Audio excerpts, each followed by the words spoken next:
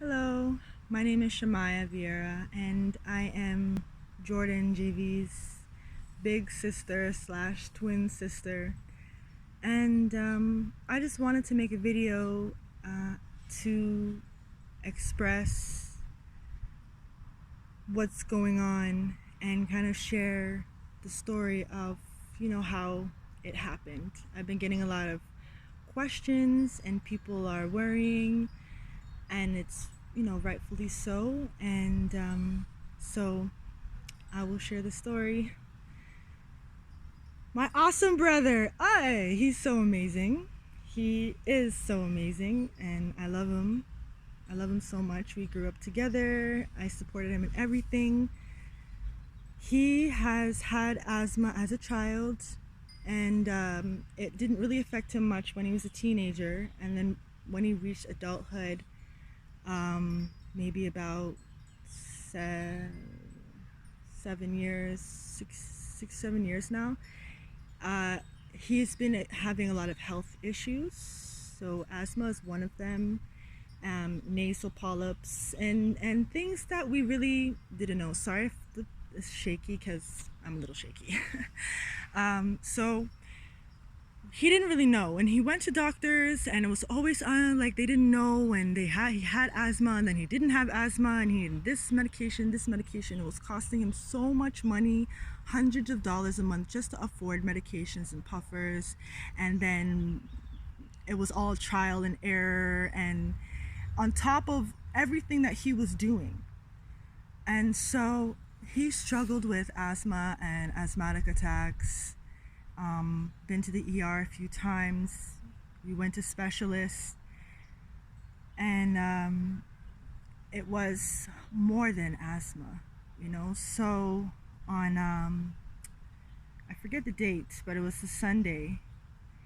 He was having a severe asthma attack, and my mother was with him, and they called the ambulance, and my mother was able to get him to a place where he was very accessible for the ambulance. And as the ambulance got there, it wasn't too long, he passed out. And so his heart stopped, and he stopped breathing. In the ambulance, they were doing CPR and trying to resuscitate him. Sorry, I got a call. Trying to resuscitate him, and until they got to the hospital, he was not responsive. And so my mom really wanted to get into the room. At this time, a lot of family was around. I was there, my father was there, my sisters, my grandmother, uncles, and his heartbeat came back. And so my mom was praying. Dad was like, "Son, come back." And so his heartbeat came back. So then they kept working on him, and eventually was able to do a tracheotomy, say that right, and start breathing for him. So at this point, he was out of the ER and went to the ICU. And we have contacted a lot of families. Ooh, shaky.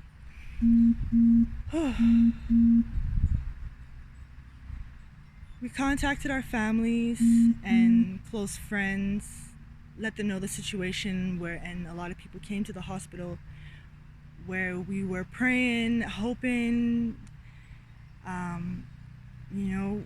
hoping that he could come back from this. And so we spent a week, and we received few diagnoses from the doctors. They didn't really know what was going on. It was too early to do certain tests. They finally did a CAT scan, and we received the news. Even after receiving devastating news from the doctors, a lot of my family, we still believed. We said, we're still going to give him a little bit more time, and give us a little bit more time. And so June 23rd is when we honored his decision to evolve and transform and to become pain-free and take off his cloak. Say hello. And thank you, sweetheart. Let's see. Lysol. Yes, thank you. So after that, we set up a GoFundMe at one point, thinking that maybe he could recover, you know, and we were thinking of, okay, so if he comes back from this, he would need extensive recovery. It was, you know, pretty bad shape. And so that's why we created the GoFundMe campaign, with the intentions that, you know, maybe he would come back and we would then go through a long recovery process. And throughout this whole process, this whole situation, this whole experience, is something you would never wish to happen, and that's not something that you really ever see coming. He's my best friend, my twin, the first person I called. And before this situation, he was in such an amazing place with regards to creativity. He was creating songs and writing and was so inspired, but his body was not cooperating. He was going through having asthma every day. He couldn't breathe. He couldn't smell for about at least 3 years now because he couldn't breathe through his nose.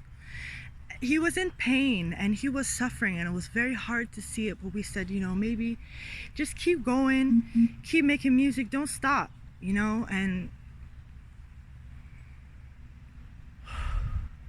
he didn't stop, and he created such incredible music and incredible poetry and books, programs, companies, everything he left and gave to the people closest to him. And so we are passionate about continuing his legacy, and he's still alive in his music. And it's for me, hearing his music, because I bumped his music from before. It was on repeat. It was the only music that I listened to since he started making music. And now it's definitely like, I just love his music, and I hear his voice and I feel so connected to him, and he's right here. And everyone says, you know, I'm so sorry for your loss. I really feel like I gained so much, and I feel him so close to me, like always, throughout this whole time. Just when I'm crying, bawling my eyes out, I feel him holding me and cracking jokes and just being like, Maya, you got this, you got this. We've had so many conversations. Jordan is never a regular person. His body aged as fast as his soul did. And he made his decision, and I honor it.